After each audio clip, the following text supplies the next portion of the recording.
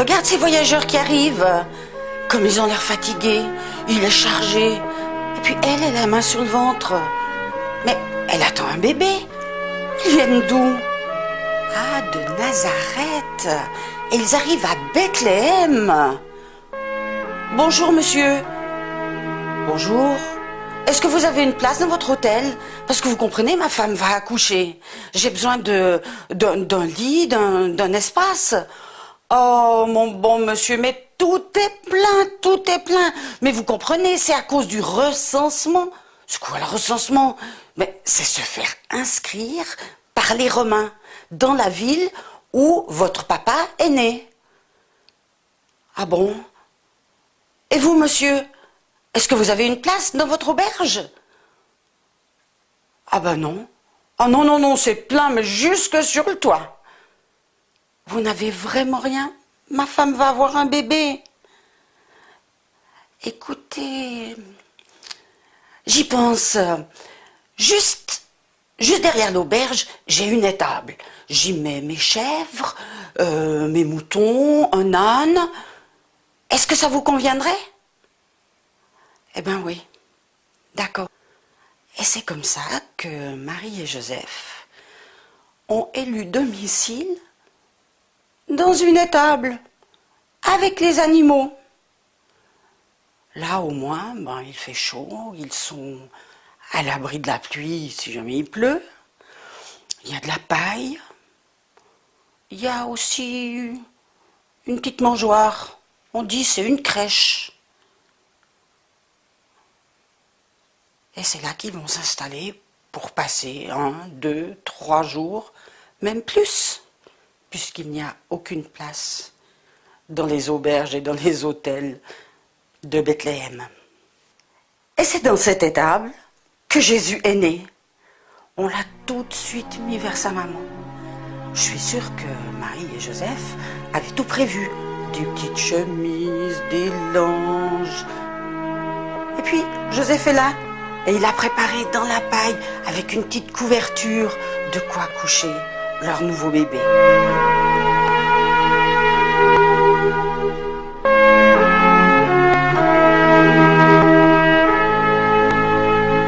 Tout autour de Bethléem, où est né Jésus, il y a des bergers. Des bergers qui gardent leurs troupeaux dans la nuit pour que les voleurs ne viennent pas voler les moutons. Ces bergers, c'est des gens... Comment est-ce qu'on pourrait dire? C'est des gens que personne n'aime beaucoup. Ils sont un peu sales, ils ne savent pas lire, ils ne savent pas écrire, ils n'ont pas beaucoup d'éducation. La seule chose qu'ils savent faire, c'est garder les moutons la nuit. J'imagine qu'ils doivent dormir le jour, mais bref, ils gardent les moutons la nuit. Et cette nuit-là, autour de Bethléem, comme d'habitude, les bergers gardent leurs moutons. Quand tout à coup, regardez les bergers, ils sont à 4 pattes par terre, ils se précipitent. Mais qu'est-ce que c'est? La nuit a disparu, il y a une immense lumière, énorme. Et puis, pas seulement de la lumière, mais un bruit de vent, un bruit de... Et puis un bruit de chant. Qu'est-ce que c'est? Des fantômes? Mais non, c'est des anges. Et qu'est-ce qu'ils disent, ces anges? Eh bien, ils annoncent que Jésus est né. Alors l'ange leur a dit quelque chose d'extraordinaire. Descendez à Bethléem, laissez vos moutons, descendez à Bethléem et vous allez trouver, juste derrière l'auberge, là, il y a une étable et dedans, vous allez trouver le Fils de Dieu, le petit roi qui vient de naître.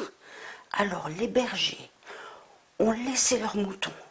Ils se sont levés, ils ont couru jusqu'en bas les collines, ils ont couru jusqu'à Bethléem, ils ont cherché dans la ville, l'auberge elle est là, ah oui, l'étable elle est juste là derrière, et ils sont entrés. Et qu'est-ce qu'ils ont vu? Ils ont vu Marie, qui était en train de s'occuper de son petit garçon couché dans la crèche. Alors les bergers se sont mis à genoux, ils ont dit merci. Merci, parce que le roi qu'on attendait depuis tellement longtemps est enfin arrivé. Et puis, ils ont raconté à Marie, à Joseph, et peut-être à Jésus qui a un petit peu entendu, ils ont raconté comment les anges sont venus et comme ils ont chanté et comme ils ont annoncé sa naissance. Ça, c'était un faire-part.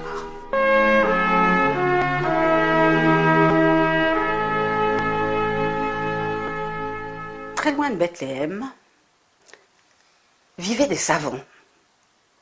Et ces savants, toutes les nuits, ils regardaient les étoiles avec leur longue vue. Ils sortaient dans le désert et ils observaient.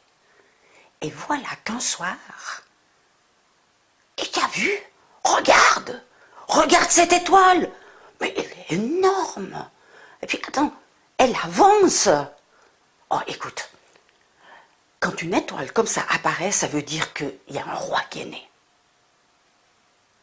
On va se préparer, on va prendre des cadeaux et on va aller le saluer. Alors, c'est ce qu'ils ont fait. Ils ont préparé leurs chameaux, leurs cadeaux, du parfum, de l'or, etc.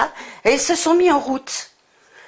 Et tous les soirs, au moment où la nuit tombait, on voyait l'étoile qui avançait dans le ciel. Et eux, ils marchaient derrière l'étoile. Qu'est-ce qu'on fait quand un roi est né? Eh bien, on va dans le palais du roi.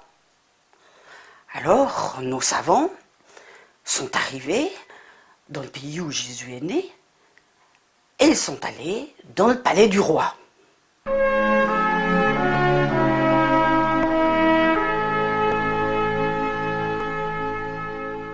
Quand ils sont arrivés, ils ne sont pas passés inaperçus.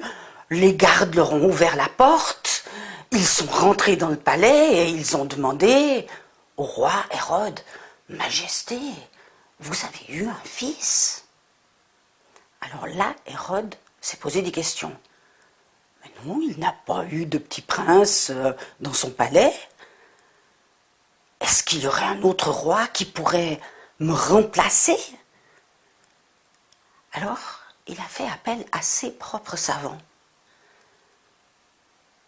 Parce que eux, ils devaient savoir quelque chose. Ils sont venus avec leurs livres. Et le roi a demandé, « Est-ce que vous avez entendu parler d'un roi qui pourrait venir me remplacer ?» Ils ont ouvert leurs livres et ils ont dit, « Oui, il semble qu'un roi va naître à Bethléem. »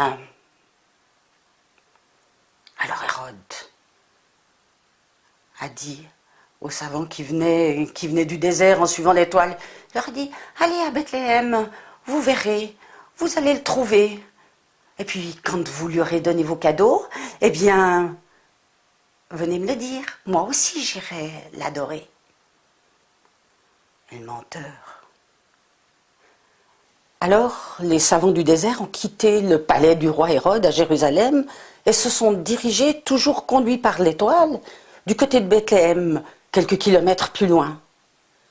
Ils sont entrés dans Bethléem. L'étoile ne s'est pas arrêtée sur le premier autel, elle ne s'est pas arrêtée sur le deuxième non plus, mais juste en dessus d'une étable. Alors ils sont descendus de leur chameau, je pense qu'ils ont regardé à droite, à gauche, et puis ils sont rentrés. Et qu'est-ce qu'ils ont vu? Une maman, Marie, avec son petit garçon dans les bras. Alors, ils ont posé tous leurs cadeaux. Il y avait de l'or, du parfum. Et puis, ils lui ont raconté tout ce qui s'était passé. Mais au moment de retourner à Jérusalem, voir Hérode, ce que Hérode leur avait demandé, un ange les a avertis dans un rêve en leur disant, écoutez, surtout, ne repartez pas pour Jérusalem, parce que Hérode a des mauvaises intentions. Alors eux, tout discrètement, ils sont retournés dans leur pays par un autre chemin, plein de souvenirs, en se disant, c'est vrai, on a vu un grand roi, c'est le roi promis par Dieu, c'est le Messie.